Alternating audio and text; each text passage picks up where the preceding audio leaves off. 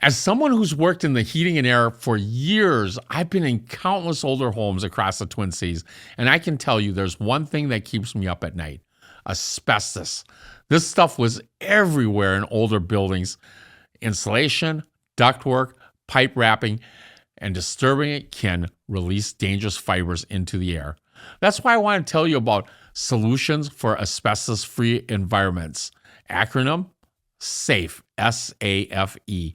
And trust me, that acronym says it all, because safety is exactly what they deliver. They're certified by Minnesota Department of Health and fully compliant with EPA and OSHA standards. We at Twin Sea Heating, Air, and Electric use SAFE for abating asbestos during older boiler and gravity furnace replacements. Our electrical team relies on them when drilling through asbestos sidings and floors. I trust them with my customers' safety, and that says everything. Whether you're replacing that old furnace, renovating, or buying property, SAFE provides professional inspections and certified removal services.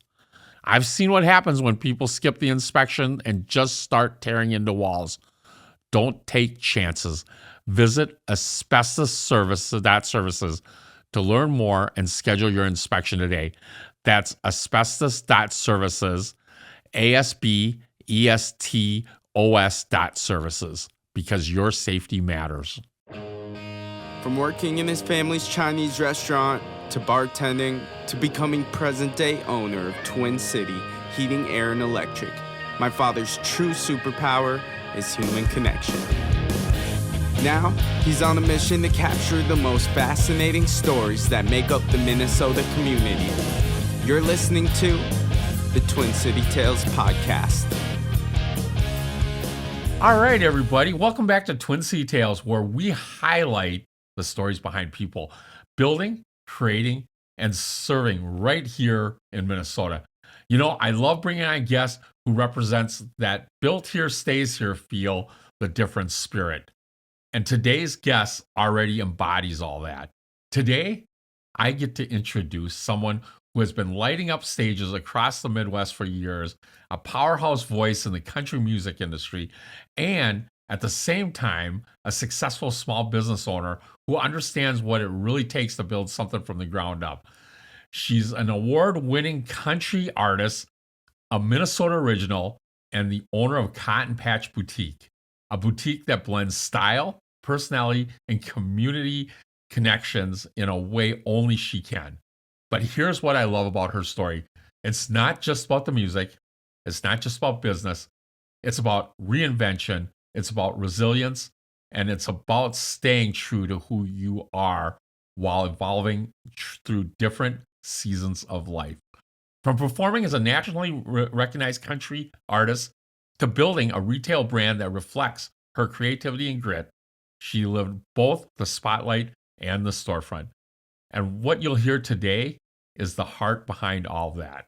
The discipline, the setbacks, the faith, the drive to keep showing up, whether that's under stage lights or unlocking the boutique doors in the morning. So, Twin Cities, help me welcome the incredibly and talented entrepreneurial and authentically Minnesota, Pam Linton. Wow. Thank you so much, Wymond. I don't know who wrote all of that, but I feel like, whoa. I'm just little Pam Linton. Not any big deal. Well, you know, when I first met you, I'm like, she is pretty awesome. I met you at the Metro North Chamber. Yes. And yes.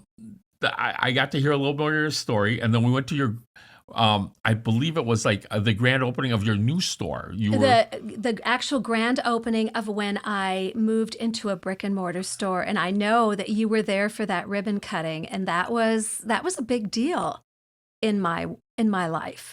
Well, whenever you move into a brick and mortar, it is a big deal. It is. I mean, it's another milestone of your business, right?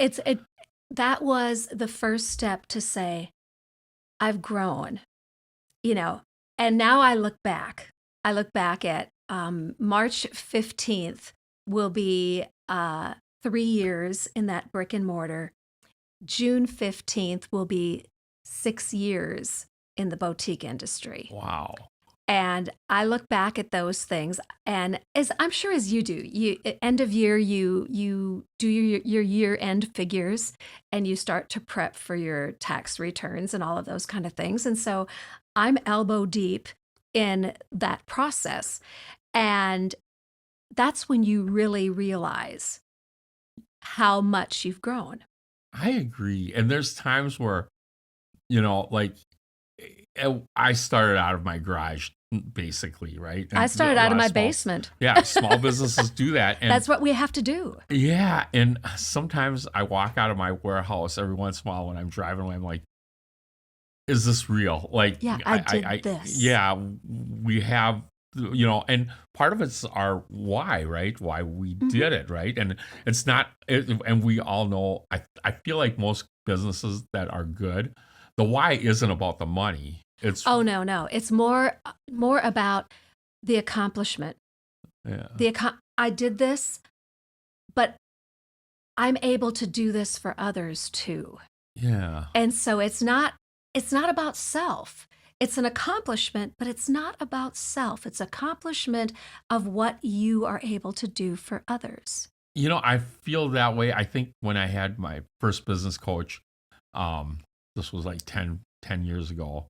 One of the things that he asked me was, why are you really doing this? What is it? What's your why? And my why was, I want to build something that can support 25, 30, 40 people in the community with a good jobs Yeah. and benefits, right? Like, Mhm. and I'm pretty proud of that. And Yes, you it's, should be in today's market, in today's world. Definitely. That's a lot to be proud of. yeah, and so I always think it's start with your why, like Simon Sinek says, and he's a writer that just Mhm. love reading his stuff, really great at leadership skills, and Yeah. love him. But let's get back to you. You grew up like by St. Cloud. I grew up in the large metropolis of St. Stephen, Minnesota, 14 miles northwest of St. Cloud. It's a Slovenian community, one of the few Slovenian communities in the state of Minnesota. Duluth has a very strong Slovenian population, and population 500 when I moved away from there. And I lived about 3 blocks south of the Catholic Church. And the Catholic Church was founded by my great, great, great, great uncle, Wow. who That's Bishop Trobeck came to this part of the state from Slovenia and plotted the church. wow, there's a lot of history up there And by St. so Cloud when there. I go into, we have a beautiful brick Catholic church with the domed ceiling and the big steeple. And when I stand in the front of the church and look to the back, on my right, in the very back, there is an oil painting set into the ceiling that is Bishop Trobeck. Oh, that is And awesome. he and his sisters and Monsignor Trobeck are all buried in the graveyard just outside on the other side of the little parking lot. So it's your great, great, Five, go back five. five. So you're talking 1850s, Oh, yes. somewhere in that area. And so, Wow, yes. almost when Minnesota became a state. No, a little bit more recent than More that. recent than that? Yeah. Because I think it's 1850 Eight- or 1858, I know I want to say, or 1860. 1876 were the Indian Wars, and so it was Yeah. after that. Yeah, that was interesting too. Part of history. I love history of Minnesota. Very much so. So my family is very rooted in that area. Okay. And my parents still live in the home that they built before I was born. Mom is 86 and dad is 88. And I go and visit them, or I'm their chief caregiver, you might say. So I go back to St. Stephen on a regular basis. Wow. And how far is that from Little Falls? Little Falls, 30 minutes. 30 minutes. So if you Okay. go down Highway 10 to Rice, Minnesota, Yeah. and then you went south of Rice, you can go from Rice, Minnesota, all the way to St. Joseph on a county road. So, and that county road runs right through St. Stephen. I always think of odd stuff like this, but your family must have kind of knew the Lindberghs. Somebody did. I don't Because know. it's so small town, right? It is, you and know. Lindbergh was pretty big back then Oh, after yes. he got big, right? Yes. Like, But that's my roots. yeah. That's my roots. And I started singing in the Catholic Church, and we had an all men's choir. But my aunt was the organist. My dad's oldest sister was the organist.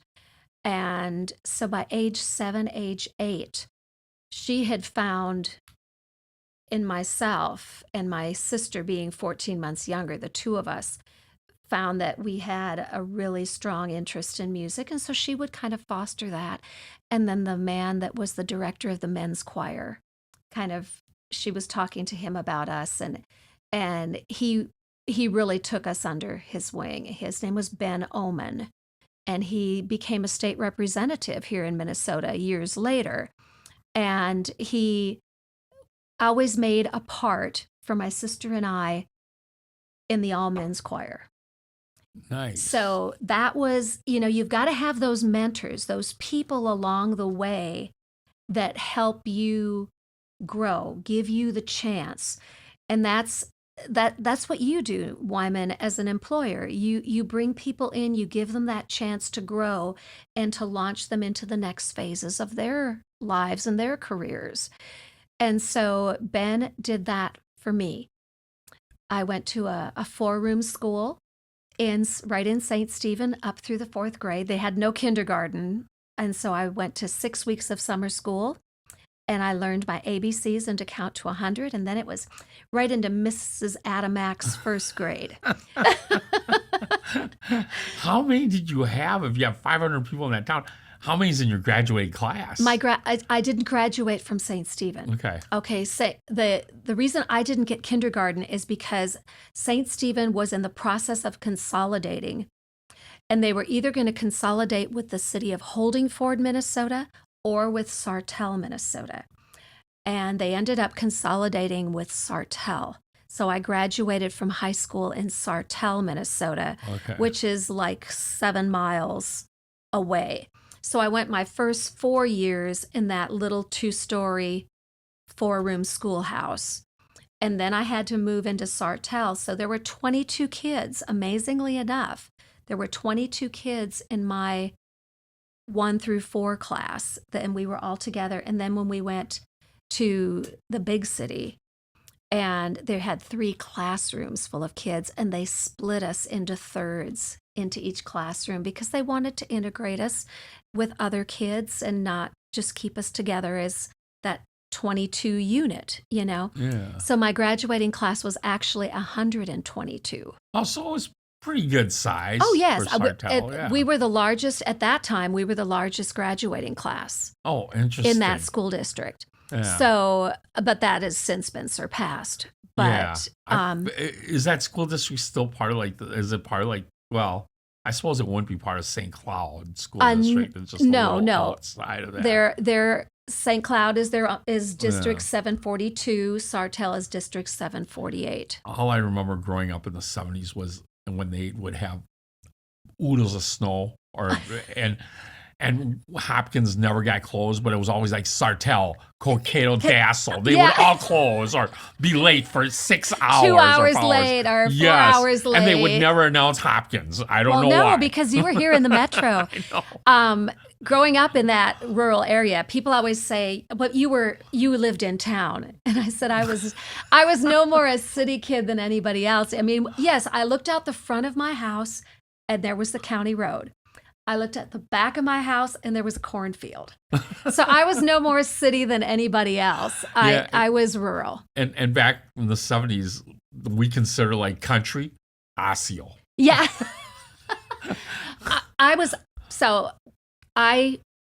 My parents owned the school buses that I rode on to go back and forth to elementary school and to high school.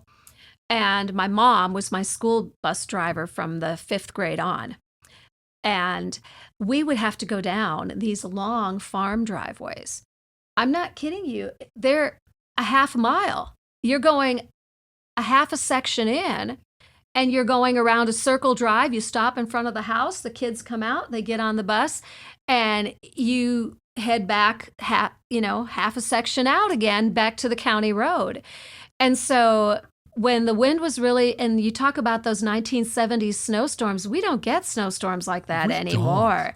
We don't even get the amount of snow like that anymore. And so when I look at my mom and the courage that she had driving a school bus with 75 kids on it. Screaming. Bouncing. She was probably praying. I mean, I don't know, but going off into the, down these long driveways and nature creating ground blizzards and drifts and things. Yeah. So it takes skill to drive through that. It does. And so I look at it as I had the perfect upbringing. Yeah, I did. Yeah. I was a country kid. Although you couldn't get away with anything because on the school bus? No. And of course the school bus drivers probably talk to the teachers all the time. Oh, of course. It's hard to get away with anything. My dad was on like a first name basis with the superintendent. So there was no messing up, but that ended up paying off big time later on. Oh, I suppose getting the contracts and stuff. And so by the time I was in my sophomore year of high school, I had built enough of a music career, singing with my sisters for the Kiwanis Club and the Lions Club and this little fundraiser show, doing those kind of things. And I get to my sophomore year of high school, and I've got a lady named Bobby Foote was the choral director, and she had a student teacher named Del Sexton. And they literally took it upon themselves to mentor my sister Brittany and I. I mean, we got more personal attention. And so by the time that sophomore year came, my junior year came, I was going to go out and play shows, work weekends with a band and do these kind of things. I'm still in high school. Yeah. And so these opportunities arose, and my dad made a call to the superintendent, and he said, I have 2 girls. You know them. They're good students. They do their work, but they have a passion for music, and they've got a music opportunity. And we want to take advantage of this opportunity. That's going to mean I'm going to need to get them out of school at noon on Fridays, and then we're going to go out and play shows Friday night and Saturday night, and they're going to do their homework and be back in school on Monday. And that happened, and that was all possible.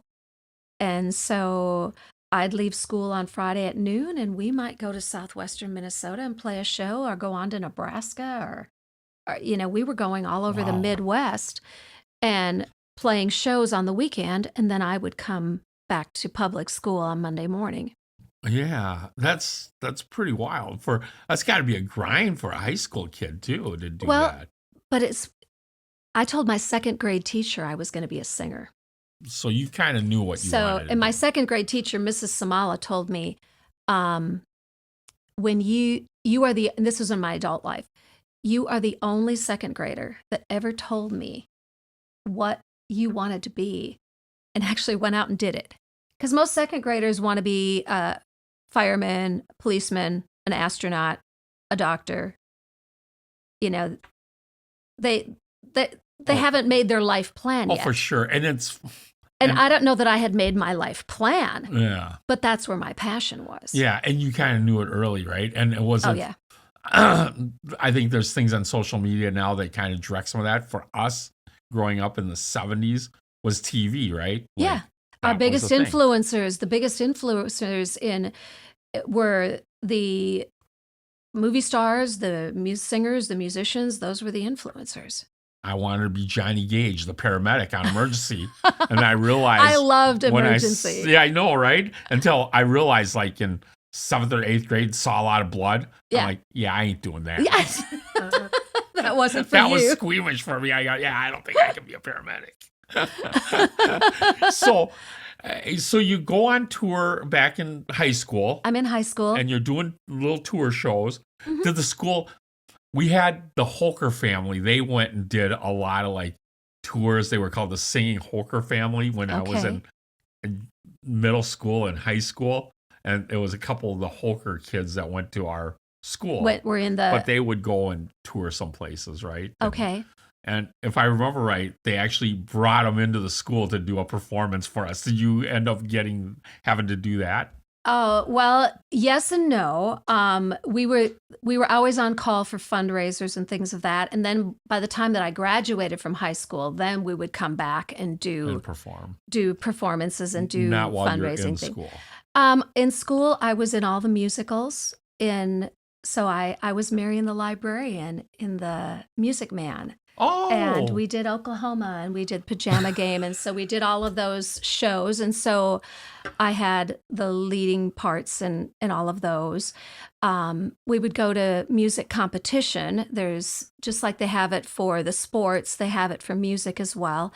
And our Mrs. Foote and Mrs. Sexton, who I referenced earlier, yeah. would make sure that they put my sister and I into duets and ensembles. And then we also did solo performances. And so I got as many letters, pins, whatever you could get from those competitions, And so I had people feeding my desire to grow in the music industry. That's awesome. Yeah, I wish I kind of knew what I really wanted to do when I was younger like that. That's a pretty stellar thing. I mean, when you mentioned Oklahoma, it kind of brought me back to a time where a friend of mine, they were doing the play in the high school, and Yeah. of course, I think you have so many preconceived notions of who you are and what you want to be. And he says, you should go out for the play. And I'm like, what are you guys doing? It'd be fun, right? And he said, we're doing Oklahoma. And the first thing that I said to him was, there ain't no Chinese cowboys in Oklahoma. I ain't doing that. But if I would have, guess what? Who knows where my career would have taken me? I could have been the next Jackie Chan. You don't know until you get out there. You don't know. I wish I would have done it. Looking back at it, it's one of those things where in school, everything seems like the whole world, and that, but I should have opened myself up a little bit more. Well, and that's I wasn't an athlete. I am like a zero athlete. I can swing a bat and hit a softball if it's a good size softball. Okay, I can do that. But don't ask me to shoot a basket or, I'm just not athletic. I've never been. And so, but my strengths were in music. So were you always country then back in the day, or did you do a mixture? Well, my parents had a really, really strong love for country music. And my dad was very strict, and he had 4 girls, and we were going to be raised right. And so we were told right off that you will graduate from public school. There will be no special schooling or anything for you. You're going to public school. You will graduate like every other kid, and you will be a kid, And so they didn't really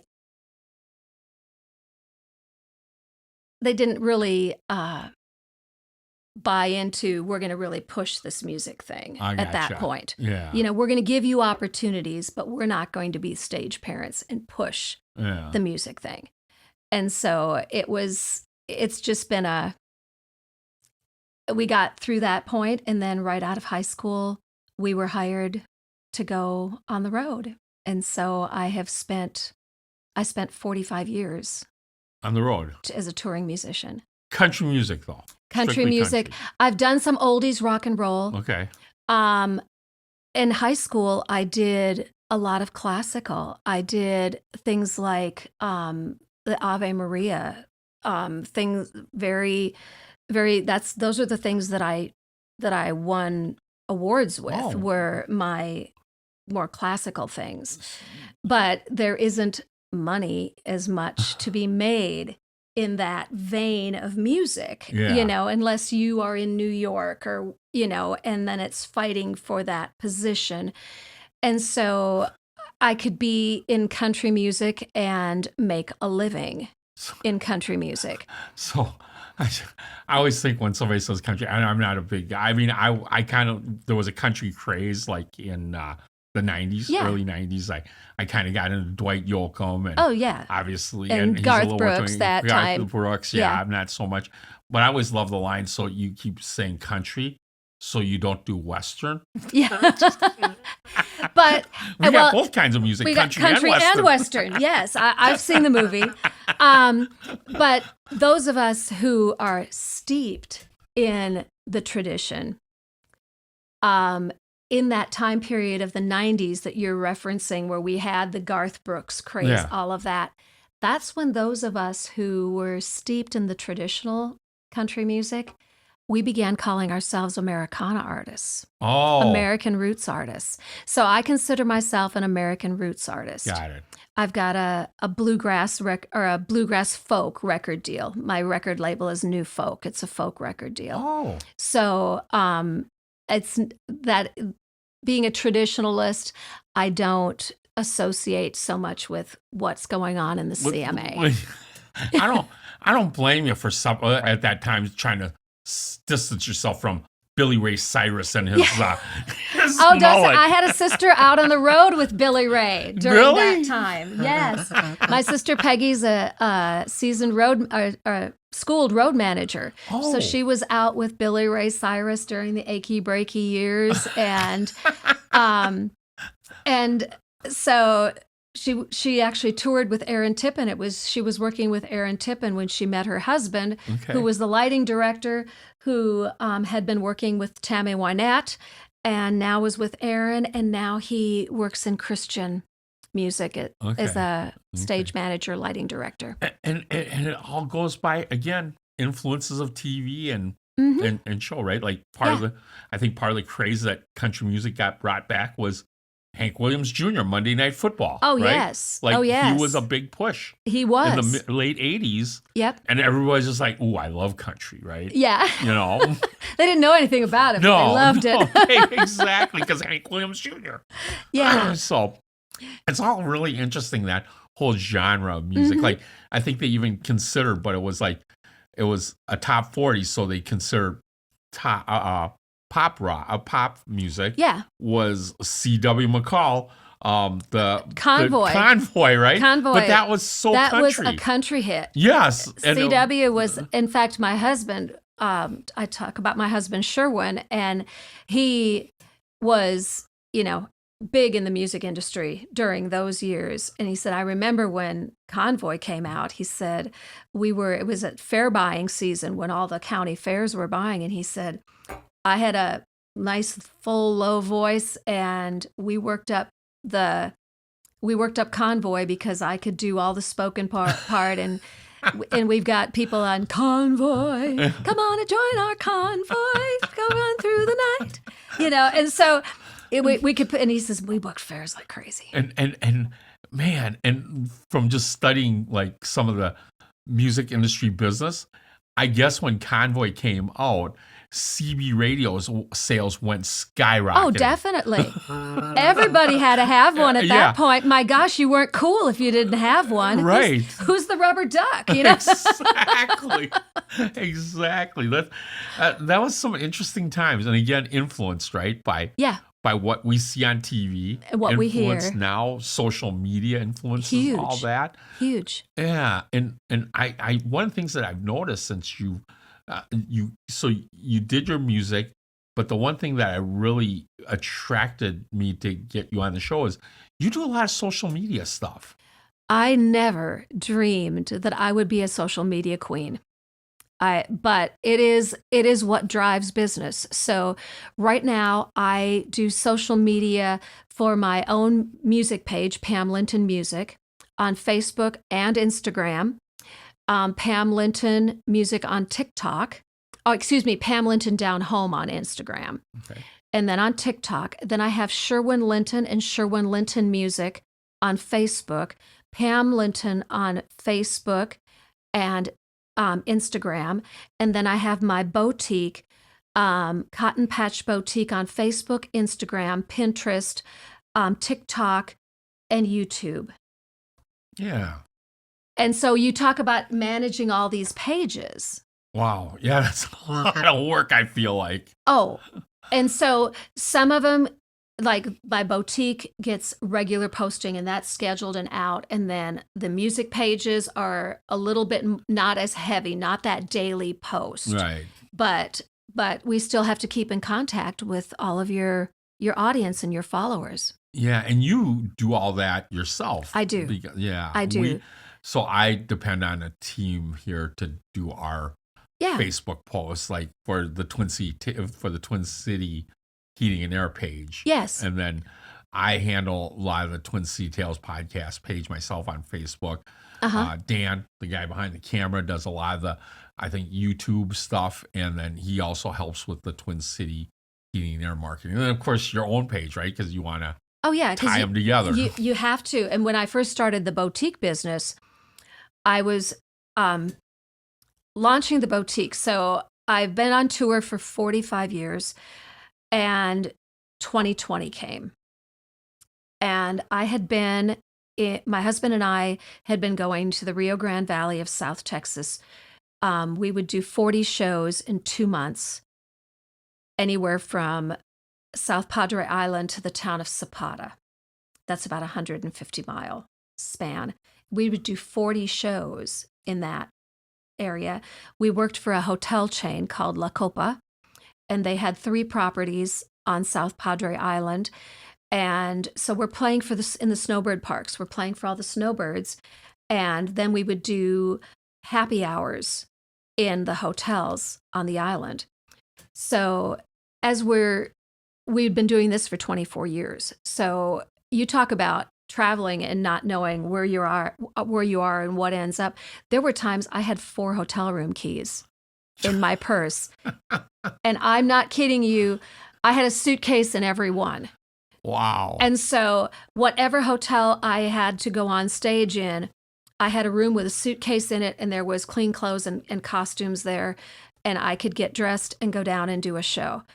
And that's that. So I had hotel rooms all along that 150-mile radius area. And then one hotel, though, was my base. And so that's where my office was set up. That's where I booked from. That's where I did my paperwork, all of that.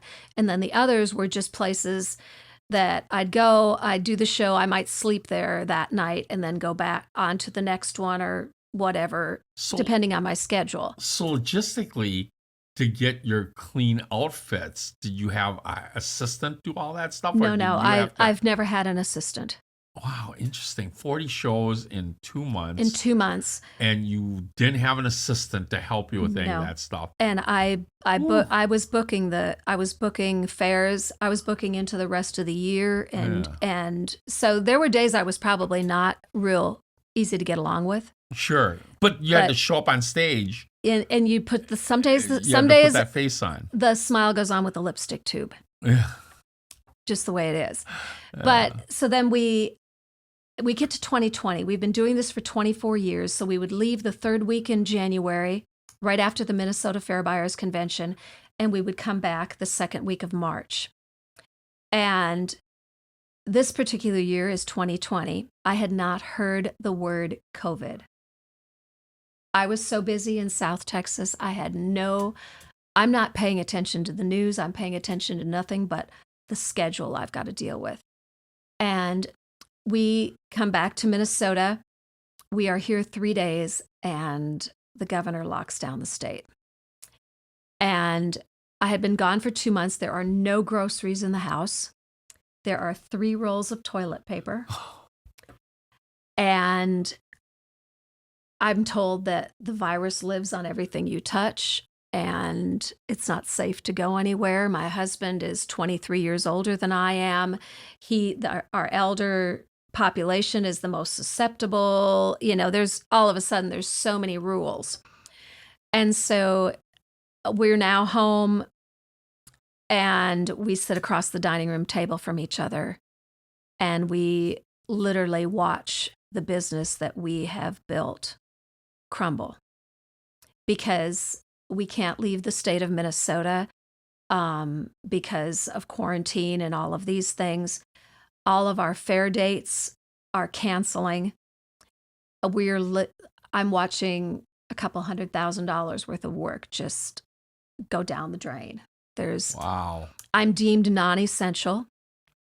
I've never been unemployed in my life. And I had been working for another little boutique in Coon Rapids called Crystal House. And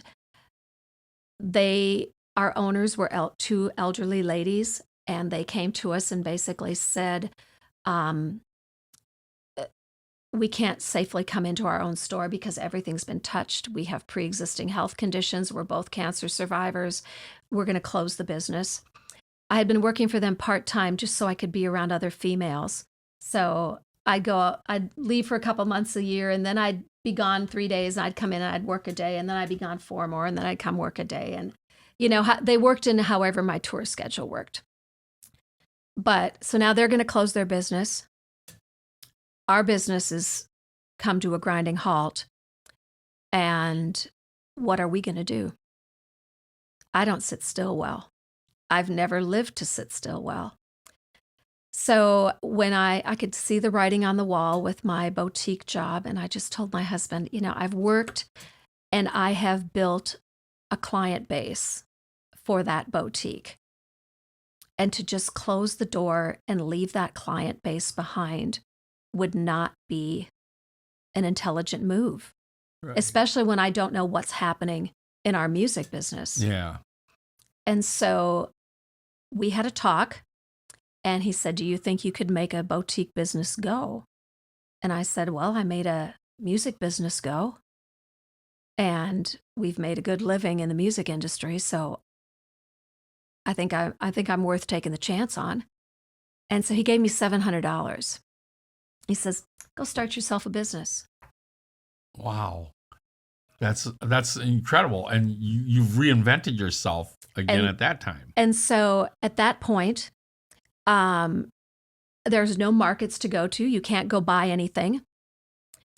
I had this plan in my Dell computer in the back, but it wasn't on the desktop. And so I had a file folder full of different products that I liked. I started reaching out to those products one at a time, and nobody was buying, so I could negotiate my minimums. Nice. So I would negotiate, I'll buy 150 from you, and I'll buy 100 from you, and then I need to buy some shipping supplies and da-da-da, so I'm going to go over here and I'm going to buy all those. And then I would get on social media live, and I'd sell, and I'd ship. And they'd pay me. And then I'd go and I'd reinvest a little more here and a little more there and a little more there. And I remember the time that everything I owned, my complete stock, fit on the top of an 8-foot banquet table. Oh, wow.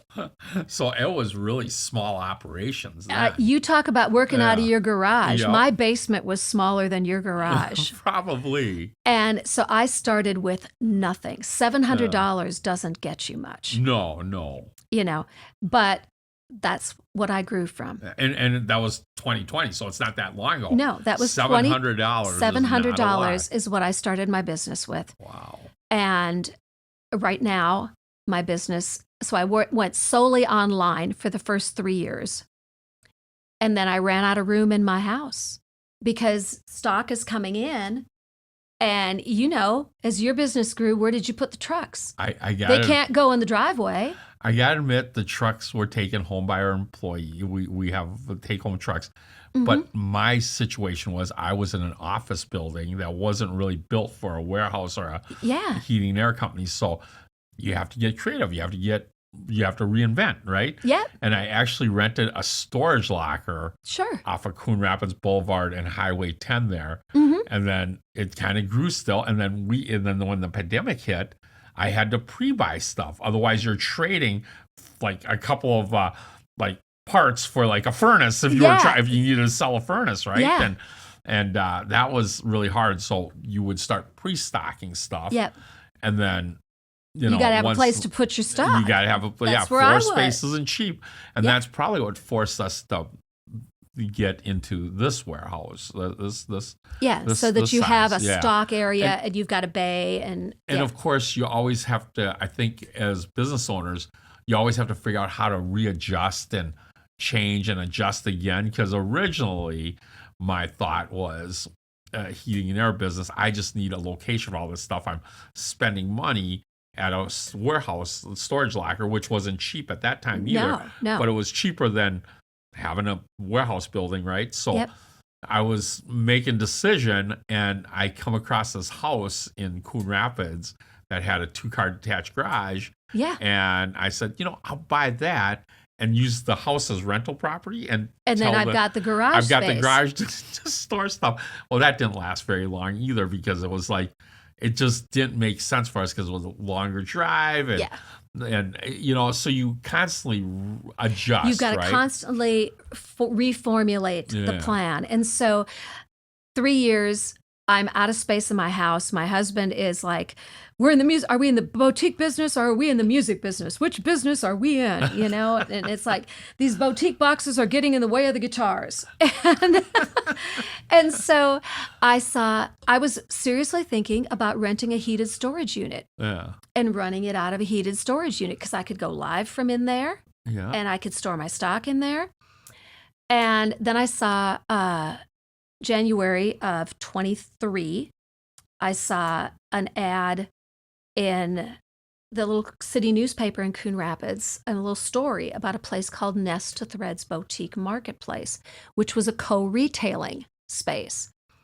And so after the holidays, Sherwin and I went and met Lisa Clemens, the owner, and went to see her a couple times. I mean, I don't jump in. There's no hasty decisions made here. Yeah.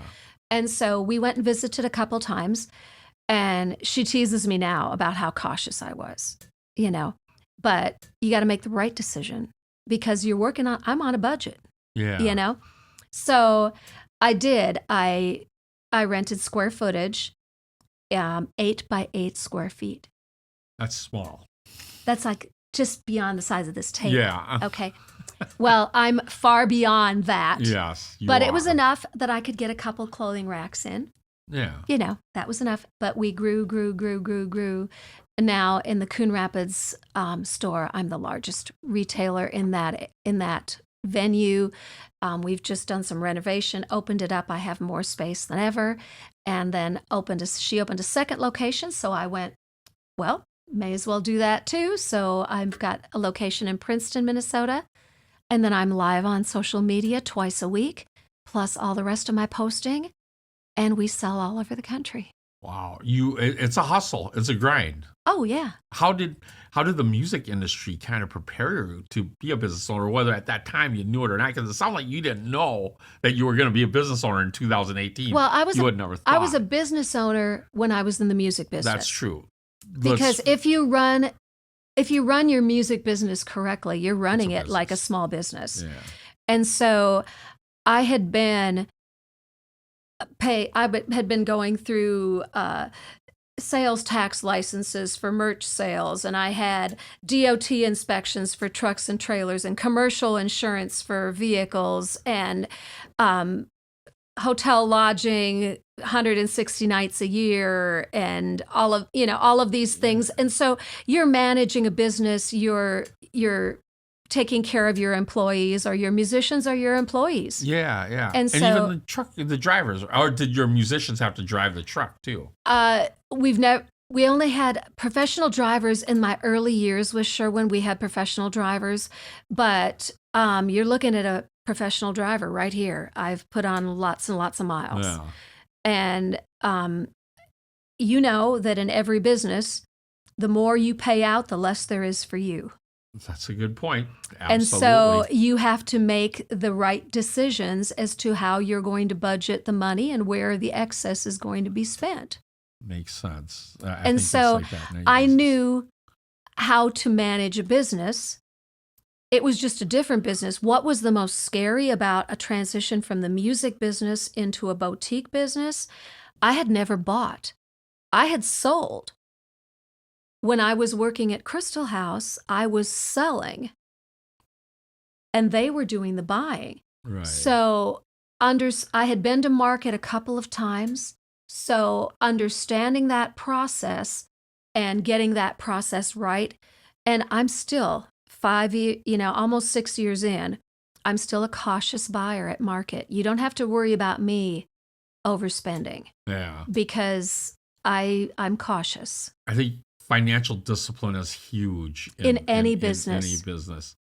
I have to admit, I sometimes kind of fall off the boat on that, but it's not easy having that discipline. Well, you have to look at it. We just had a construction failure in the Coon Rapids store, and I ended up with a large vase broken in the construction failure. It wasn't an expensive thing, but you have to think about that. How much that costs you, and does that make you money? Right. You can go out. I could have magnets on my cars. I could have wraps done. I can have all this stuff. Is that going to make me money in the end? Where is it coming from? Right. And how much is it going to get me? And so all of my decisions really base around what is the return for my investment.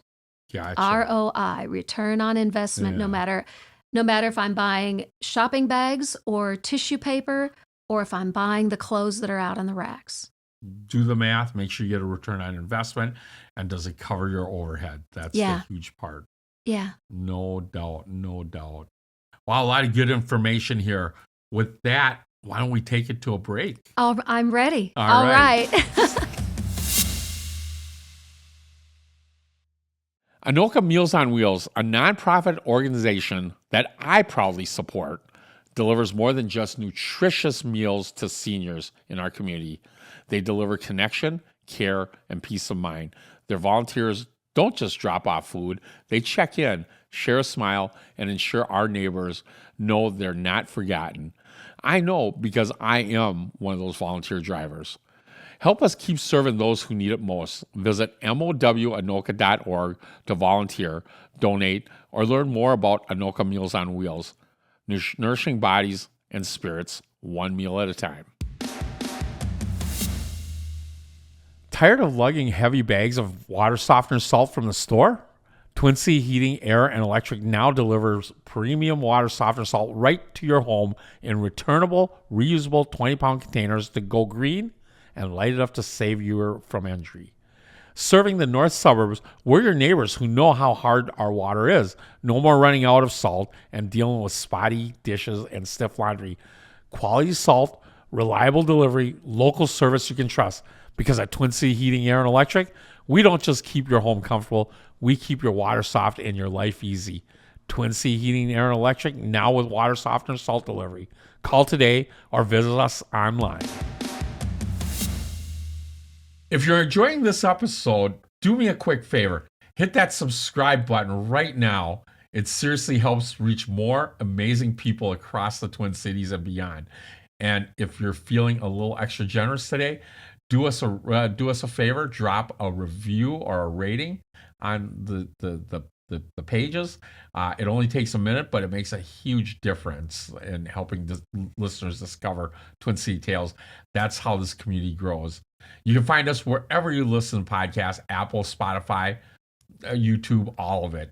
And don't forget to follow us on Facebook for Twin City Tales, behind the scenes moments, episode updates, special announcement, and all the fun stuff you don't get to see on the mic. And we appreciate you more than you know. Now, we're back with Pam Linton. And in this part of the program, we actually bring out some pictures. Oh, really? I can't wait to see what you all bring out. So this first one was pretty cool, I thought. Okay. And it's going to be on here. Okay, so that's it's black and white. My very first press photo. Yeah, that's pretty cool. And who was Patty? Patty is my sister. So When we were hired as an act, we were Patty and Pam. Patty is now Brittany Allen. Okay. She's done a legal name change. We're 14 months apart. I'm the older of the two of us.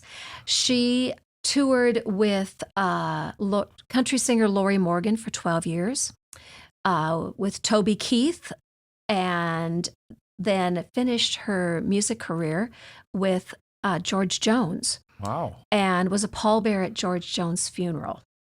Wow. So very close to George. Did the Tonight Show with him and all of those things.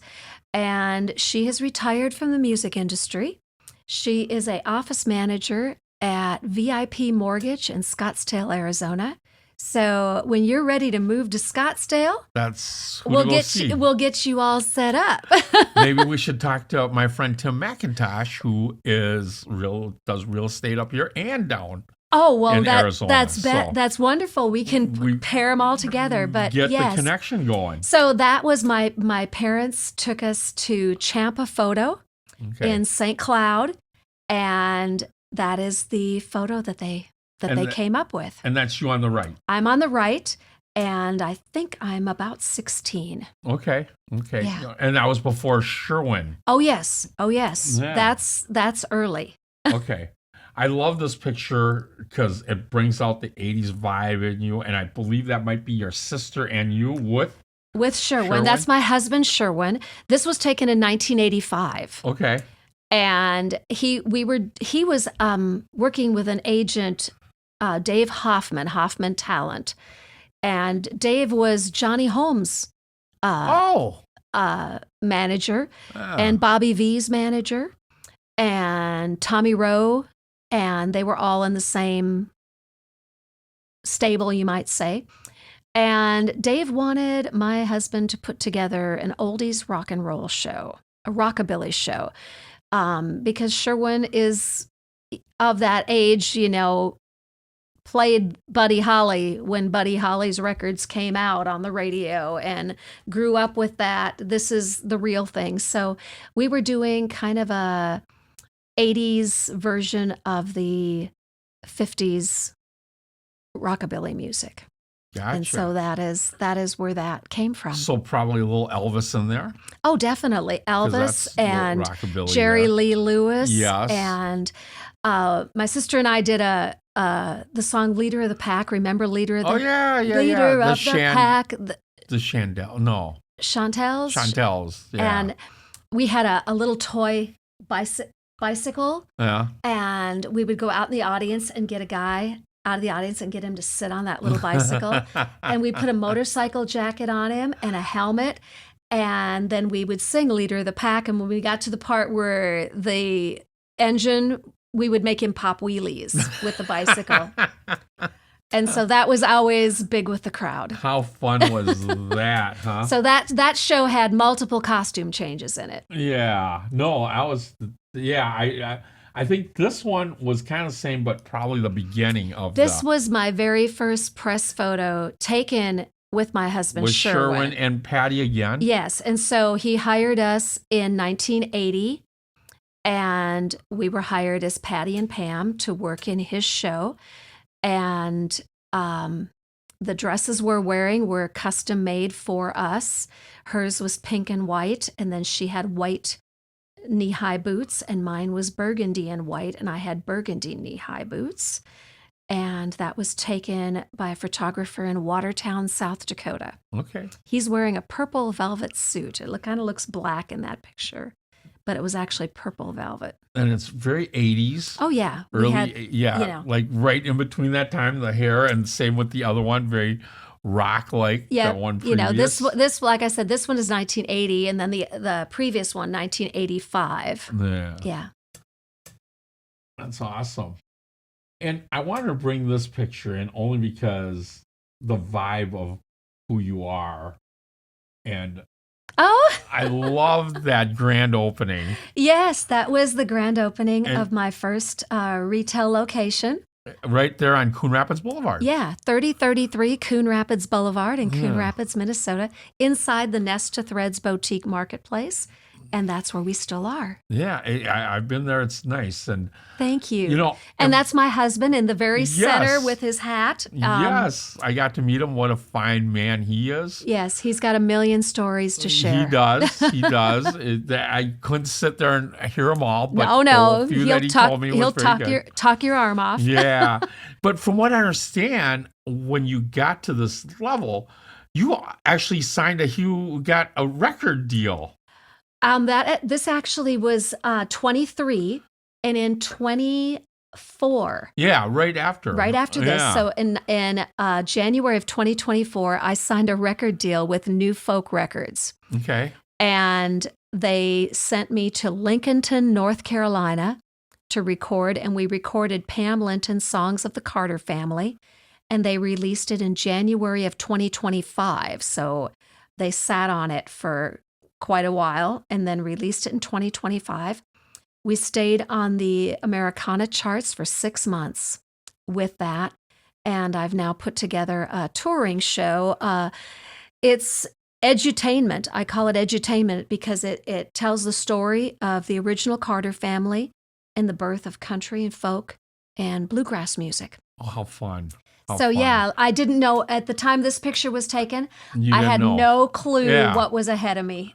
All of a sudden you sign a record deal. Then but I signed a record deal, and here we are in 2026, and I'm on Wymond Wong's podcast. I am so honored. Yeah. And with that being said, 6 Degrees of Separation and the inspiration for Oh, you Carter. found that I one. found you I didn't with submit. Johnny Cash. I didn't submit this. This is one you found.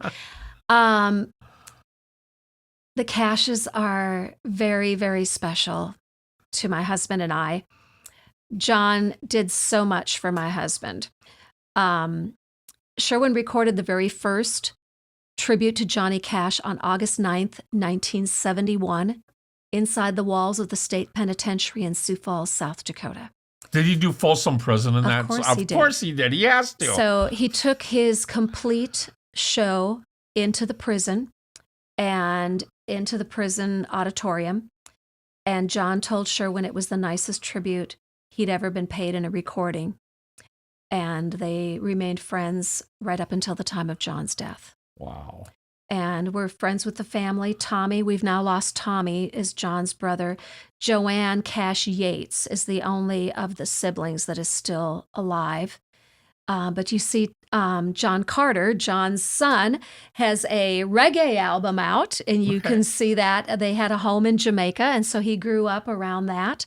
And so he's got a reggae album out. And of course, Roseanne carries the family tradition very well, and they're very special people. So this was taken in the dressing room at the Medina Ballroom here in Minneapolis. He didn't play the Medina, Yes, though, he did. Did he? When was One that? time, and this would have been in the 1990s.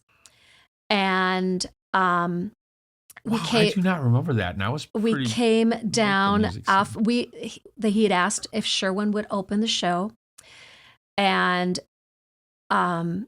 John's manager called Sherwin about 2 days before and said, "Now remember, you're not doing any Johnny Cash songs on your part of the show."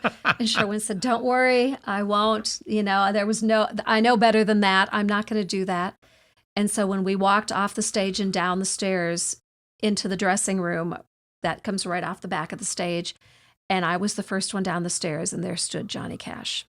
And let me tell you, he was larger than life. He always was. And his first question to Sherwin was, he put his hand out to shake his hand, and he said, "Did you sing any of my songs?" And Sherwin said, "Well, of course not." He says, "You should have. Then I wouldn't have to." But he was he's got a great sense of humor. Great sense of humor. And we got a call from his road manager right before he announced publicly that he was going to not tour anymore. He had his jaw broken in a dental procedure, and he had a lot of discomfort and a lot of pain, and they put him on drugs, to painkillers. Yeah. And that caused his addiction to kick back in, and he ended up back in Betty Ford. And as you can see in this picture, you can see that his jaw is kind of wonky. Yeah. And as he would grow older, his jawbone would get wider with time. And so when you see those older pictures as he aged, you saw Got wider. that happening. And so one of his last shows was over in Wisconsin, up on the very northern edge of I can't think. I was just there. Bayfield. No. Bayfield. Yeah, Bayfield. Yes. Where they have the big apple yes, festival and there was every year. a big tent show area that was called Big Top Chautauqua. At the time. Yep. And he was going to be playing Big Top Chautauqua, and he called and said, "I've got 2 tickets. I want you to come out and see John. There's not going to be very many more live performances." And so Sherwin and I went over for the show to see it. And that was the last time we saw him alive. And then Tommy called right after June had passed away, because they passed away close together within months. And he told Sherwin, "John's just not doing very well. He really misses June. And every time I go out and I see you, he asks about you." And so Sherwin called him about 9:00 in the morning, and they had a nice visit. And this was about 3 weeks before he passed away. Oh. So it was in close proximity. And Tommy was very kind to us. Tommy was a real estate agent, so he had the listing on John's house. So he invited Sherwin and I to fly down, and we spent the weekend with Tommy and Marcy, and he took us over to the house so we could see the house one more time before it was sold. And then it was sold to Barry Gibb from the Bee Gees. The Bee Gees, yeah. He wanted a place to go to get out of hurricane weather because he was living in Florida. And he had people that went in and were renovating. And John's house was 2 circular room areas and then a multi-story in the middle that connected them. And the house was full of shag carpet. And June would, when she'd want to change in the room, rather than pulling carpet out and having new carpet laid, she'd go to New York and buy a beautiful heavy rug and just roll a rug over the top of it. They had pictures that went from the tops of the ceilings all the way to the mop boards. It was just a wonderful thing to see and to be able to get one last look at that house. And then during the renovation, they ripped all that carpet out, and it was a lot of rough wood in the house. And so they were treating the rough wood. And there was like a 4-man crew in doing the renovation. And somebody cut a power tool and threw a spark, and it caught fire. And Tommy was on the phone. He called Sherwin. He says, "Sherwin, I'm standing in front of John's house. It's going to burn to the ground." Oh, no. And it did. It's probably a beautiful home, too. It was, and it was right on the lake in Hendersonville. Yeah. Marty Stewart, you probably know who Marty Stewart is. Yeah, Marty Stewart and the Superlatives. Marty actually lives in Roy Orbison's house. Okay. And so that's like 2 doors down from Gotcha. John's. So did they rebuild John's house? Nothing's been rebuilt. And Barry Gibb wasn't there then? Or? No one was there. It was just the construction crew but he owned it. He owned it. He was the owner. He had taken possession of it and doing the remodeling. Yeah. And now when you go past it, you just see the stone foundations. Gotcha. The stone walls. Interesting. I did get to hear Barry Gibb like a year ago or 2 years ago on a podcast. Oh, a very cool. Interesting man. Oh yeah. And that genre that he played in, right? The disco was huge, era. But he never planned disco. No. It just showed up, and they just went with it, right? We don't know where the Lord's has our so path it was headed. Really interesting. So yes, that's a very special photo. Yeah. So let me ask you this. Looking back at this young girl, Mm-hmm. where you are like 16? 16. Yes. What would you tell younger version of yourself standing at the start of this road? Don't be so shy. Were you shy? I was a How come terribly I shy. can't picture you being shy? I was a terribly shy girl. Don't be timid. Go out there and go get them, and journal. Journaling. Journal. That's the one thing I regret is there are a lot of things here in the Stuck Dell. in the In the computer. Dell back And it here. seems stuck now. And every once in a while they pop onto the desktop. But I didn't journal. And that is something we should all do every day of our lives. And now you can even do it so easier with that, the easy phone where you can just get an app and you can just talk to it and be done with it. Yeah. Because there's so many stories, so many things that I've experienced that I wish I could go back and look at how I viewed them Yeah. at 16, 18, 20, Yeah. 25. And it's interesting you say that because I played cards with some friends of mine that we've played since we were high school, middle school, right? And, that's kind of like my journaling, like when we get together and we talk about the old days. Yeah. But probably should journal that too at times. I think we all should because I really, I have some in my adult life, and I've not gone back to read them. But I have done some in my adult life, but I wish I would really, really wish I would have started that younger. Yeah, me younger. too. I think that's always our regret sometimes. But you can't regret life. It happens. I'm thankful. I'm thankful. So before you go, I have some gifts for you. Oh. Because I just appreciate you taking Twin the time. Cities salt delivery. Yeah, you get a whole bucket of salt. Well, that's good. No. In all reality, just a little trophy. Not quite the what award is that? The CMA award? This is not a CMA. No. But it says Pam Linton, Twin Cities Tales. I'm number 32, folks. That is a huge thumbs up. I want to be 32 for the rest of my life. That's what I tell people that I am. A little crochet duck for your business. A positive duck. Exactly. Yes. I may be a tiny duck, but I believe in you. Go do your thing. You're ducking awesome.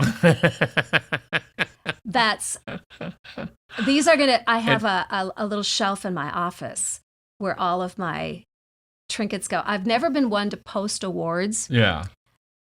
Awards and things like that are all under a bed in our house. I don't want them on the wall. I'm not about awards, but little things like this mean more than any award you can get. It's kind of funny, you probably don't know the guy, but there was a baseball player named Robin Yount that played in the 80s, and he won his 7th Golden Glove award. Yeah. And I guess when they called him, he was out shopping for food, right? He just went to the grocery store and he came back, and apparently he's no big deal. That it's doesn't just a mean Golden anything. Glove. It's just exactly, and apparently, where he keeps them? In a closet, in a bin. Yeah. After he gets them. So yeah. It's it's the guys, people like that is just so down to earth, right? That's my deal. I don't. These are the kinds of things I put up so the world can see them because they mean more to me than any piece of hardware. That's awesome. And the last piece it's a gift card to Oliver's restaurant. Oh. Right over there in Blaine, yes. where I believe they're part of the Metro North Chamber too. Well, and my husband and I will enjoy some dinner at Oliver's. Yeah. Well, thank or you. Or lunch. They got great baked goods. They actually make their own Pop-Tarts. They have homemade Pop-Tarts, and I don't know if you're a Pop-Tart person, but I haven't had good. a Pop-Tart since I was 10. Yeah, my wife says I eat like a little kid. So but that's okay. I'm a big SpaghettiO fan when there's nothing else around. Oh my gosh. Well, I told my husband tonight I think we're having frozen pizza for dinner because we're recording if you don't know, we're recording this in the late afternoon, early evening. And by the time I get home, it's going to be 6, 7 o'clock. And so I said, tonight, I think we're having frozen pizza. So we have some of those too. What's your frozen pizza choice? My frozen pizza choice. There's one called Lots of Matza. That is a good one. Is that a good? Yeah. It's a Wisconsin-made one? Yeah. That one. I try to go for something that looks like a little healthy. Yeah. Not just dye and preservatives. Not the college one where I don't know if you did that, but when you didn't have any money, the Geno's pizza, the party pizza, where it was like, when I was in college, it was like 50 cents, right? You'd have to take it home, bake it, and you fold it up and just eat it like a taco. It was so darn cheap. And it was just like, and I think later on I read, I'm reading the box on it. Those things had like 1,500 calories just on one little party pizza. Yeah. It's just I think you're taking a lot of garbage on that pizza. There probably wasn't a lot healthy there. But yeah, the frozen Lots of Matza is good. So, okay. And Haggis is one of Haggis is a good frozen pizza. Oh, well, thank you. I need all that, Comment back to us. Let us know what your favorite frozen pizza is. Yes, see, you are the social media queen. Yes, we've got it. So thank you so much. Yeah. Thank you. This means the world. My pleasure. And again, I can't thank you enough, Pam, for coming on the show. And you know what I did forget? Thank you. I was just reminded. Who would you if you could hear somebody on this podcast? Who would you love to see or hear on this podcast, and why? Okay. I'm going to recommend, and maybe you've already had her, Jill Morrison with Be Memorable Marketing. No, I haven't yet. You need to have Jill Morrison with Be Memorable Marketing. Jill, I met back in the 2020s time period, and she has grown a great education platform that a lot of real estate companies are using. And she is training social media for realtors and how to market to millennials and certain generations. And she has a whole battery of classes and courses that she is teaching that I think would be so useful to your fan base. And also to so many other people here in the metro, the Twin Cities metro. Realtors, so. Yes. And so Jill Morrison, Be Memorable Marketing. All right. Yeah. And is she in the north suburbs then? I think she's Richfield, Bloomington, somewhere. I mean, she's here in the Twin Cities. Yeah. She flies to Bozeman, Montana, and Dallas and Houston to lecture for these real estate conglomerates. So I think getting her to drive up here to Twin Cities Heating and Air up here in Blaine, Minnesota wouldn't be a problem. Well, Jill, you heard it. We're coming for you next. So. Oh, I hope so. And if you need me to go pick her up, I can do that. I'll go get her. Well, Pam, I can't thank you enough for coming on the show. And as we roll out of here, I just want to say, if you want to learn more about Pam, you can visit her at pamlinton.com. Yes. That is PAMLINTON.com. Or visit us at the Twin City Tales Facebook page. And I'd like to give a special thanks to Chris Hockey for his song Thanks, with no pun intended. Chris Hockey is another great musician out there. Yes, local musician. Yes. Has his band's the Fabulous Armadillos, and he does a lot of different covers. He's fantastic. And they come out of the St. Cloud area. Yes. Mm-hmm. This podcast was powered by Twin City Heating and Electric. And until the next time, just remember, you can't go wrong with Wymond Wong on the Twin City Tales podcast. This song goes out to my family, to all the ones who died before me.